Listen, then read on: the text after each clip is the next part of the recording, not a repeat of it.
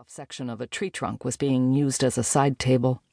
He saw an enormous ceramic ashtray filled with cigarette butts and a garbage can overflowing with beer cans and crushed cigarette packs and boxes from microwave meals. On the floor behind the chair, a damp cardboard box had split its seams and let slide an avalanche of magazines. Nearly nude women stared up from the covers. Jesse picked up one closest to his foot, a moldy penthouse from August 1981, more than 20 years before he was born. He circled behind the shelves, past a wall-mounted sink and an open toilet in one corner. The other corner of the basement was built out into a small room with a metal door.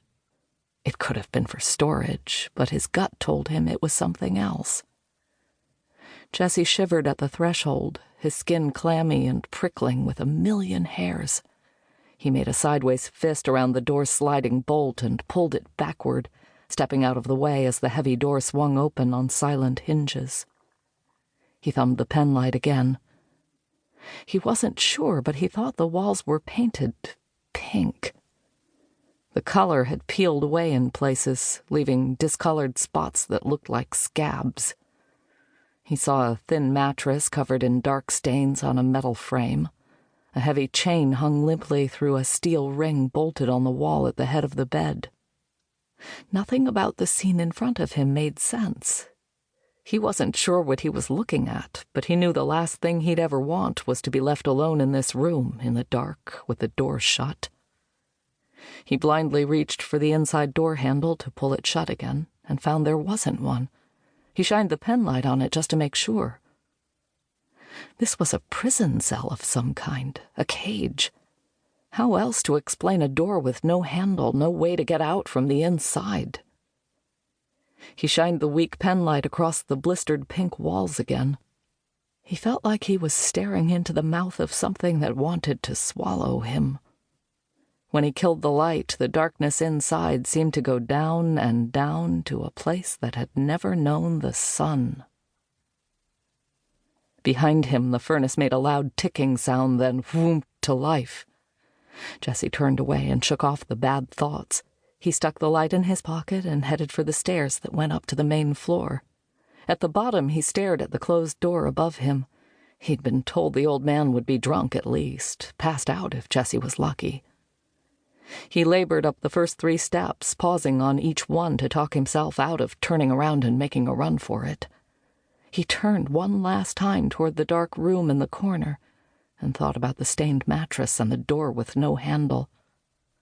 Someone stepped on the broken glass by the basement door. Jesse crouched and froze like a rabbit with no cover. The refrigerator door was still open, spilling light into the room.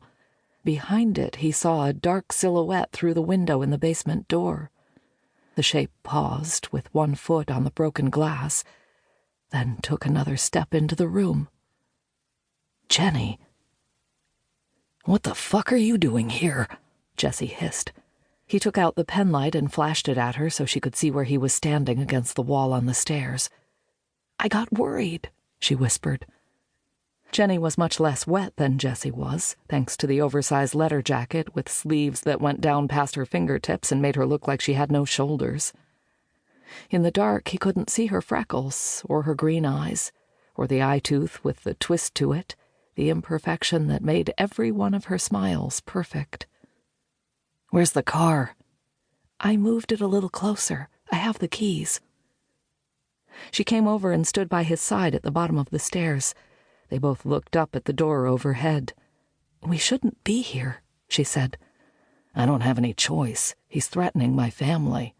"We can figure out something else." "No, we can't. He doesn't want money. It's this or something bad happens to my sister." "Jesse, come on. He's messing with you. If you go back and say—" The floor creaked over their heads. They stared at each other wide-eyed, frozen. 1 second passed. Another.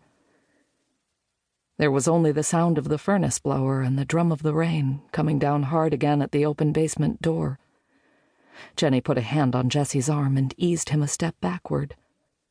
The door at the top of the stairs crashed inward with enough force that it hit the wall and tried to bang shut again. The double-barreled shotgun leveled down at them.